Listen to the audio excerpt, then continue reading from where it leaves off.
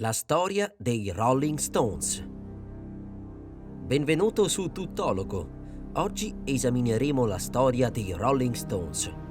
La band rock britannica si formò nel 1962 a Londra, Inghilterra. La formazione iniziale includeva il cantante Mick Jagger, i chitarristi Keith Richards e Brian Jones e il pianista Ian Stewart, con Bill Wyman e Charlie Watts formarono la sezione ritmica nel 1962.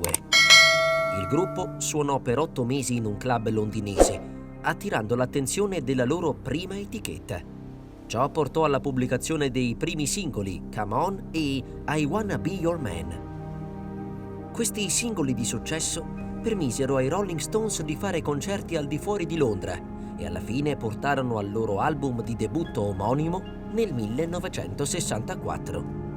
L'album presentava principalmente cover di brani R&B e un brano scritto da Jagger e Richards, Tell Me. Il loro secondo sforzo, 12 by 5, uscì nel 1964 e conteneva il loro primo successo nel Regno Unito, It's All Over Now. Seguì un album di successo commerciale intitolato The Rolling Stones No. 2 nel 1965. Il loro prossimo album, Out of Our Heads, 1965, includeva molte più composizioni originali rispetto ai lavori precedenti. Il singolo più popolare, I Can Get No Satisfaction, fu il primo successo internazionale della band. Nel 1966, Aftermath fu il primo album dei Rolling Stones a presentare brani scritti solo da Jagger e Richards. Nel 1967 la band pubblicò Between the Buttons, che generò i brani Let's Spend the Night Together e Ruby Tuesday. Lo stesso anno un giornale scandalistico prese di mira i Rolling Stones in un articolo che suscitò l'interesse delle autorità per il presunto uso di droghe da parte loro. Jagger, Richards e Jones furono successivamente accusati di reati legati alla droga. Ciò fu seguito dall'album più psichedelico, Their Satanic Majesty's Request, nel 1967. Nel 1968 fu pubblicato il singolo Jumpin' Jack Flash e l'album Beggar's Banquet, che presentava il singolo Sympathy for the Devil. Introdusse anche uno spettacolo a tema circense con la partecipazione di John Lennon, i Who e i Rolling Stones stessi, successivamente pubblicato come il film The Rolling Stones Rock and Roll Circus. L'anno successivo Brian Jones lasciò la band a causa dei suoi problemi legati alla droga e fu sostituito da Mick Taylor. Meno di un mese dopo, il 3 luglio 1969, Jones fu trovato morto nella sua piscina. I Rolling Stones si esibirono all'Hyde Park di Londra 2 giorni dopo, debuttando con il singolo Honky Tonk Woman. Nel dicembre di quell'anno fu pubblicato l'album Let It Bleed, che includeva la canzone Gimme Shelter. Il gruppo suonò anche al famigerato concerto gratuito di Altamont, le cui riprese apparvero nel documentario del 1970 Gimme Shelter.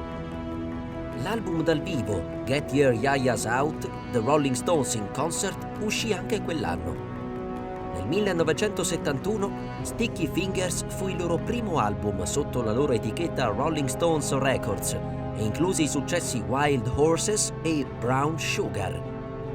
L'anno successivo Exile on Main Street raggiunse il primo posto nelle classifiche, seguito da God's Head Soup nel 1973. Nonostante il successo dell'album del 1974 It's Only Rock and Roll, Mick Taylor lasciò i Rolling Stones. Il primo album con il suo sostituto, Ronnie Hood, fu Black and Blue nel 1976. Mentre cercavano di completare il loro prossimo album dal vivo, Love You Live del 1977, Keith Richards affrontò accuse di droga che ritardarono le sessioni di registrazione e alla fine degli anni 70 i Rolling Stones iniziarono a sperimentare vendite e recensioni negative. Il rock and roll più veloce del loro album del 1978, Some Girls, riaccese la loro popolarità, specialmente con l'aiuto del singolo Miss You. Tuttavia, le tensioni crescenti tra Jagger e Richards influenzarono la registrazione del loro prossimo sforzo, Emotional Rescue, nel 1980. L'ampio tour americano che seguì l'uscita dell'album nel 1981 fu successivamente documentato nel film del 1983 Let's Spend the Night Together. Il tour europeo dell'anno successivo vide l'aggiunta di un nuovo membro alla formazione dei Rolling Stones, il pianista Chuck Leavell. Dopo la pubblicazione dell'album nel 1983 Undercover, i progetti solisti aumentarono le tensioni tra Jagger e Richards. Di conseguenza, Dirty Work del 1986 conteneva molti più brani scritti da Richards del solito. Tuttavia la coppia si riconciliò dopo la morte di Ian Stewart e i Rolling Stones pubblicarono Steel Wheels nel 1989. Bill Wyman si ritirò poco dopo. Il Grammy-winning Voodoo Lounge fu il primo album di Daryl Jones come sostituto di Wyman. Seguirono l'album del 1997, Bridges to Babylon, che ricevette recensioni miste. A Bigger Bang fu pubblicato nel 2005, con spettacoli registrati durante il successivo tour visti nel film del 2008 Shine a Light.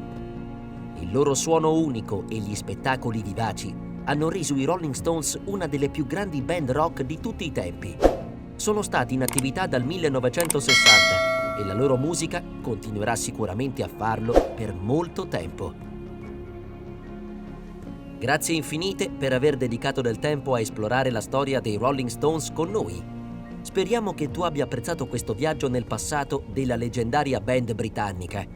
Se ti è piaciuto questo video, non dimenticare di lasciare un like, condividere e iscriverti al nostro canale per rimanere aggiornato con altri contenuti interessanti. Ci vediamo nel prossimo video per esplorare insieme nuove storie e approfondimenti musicali. Grazie ancora e alla prossima!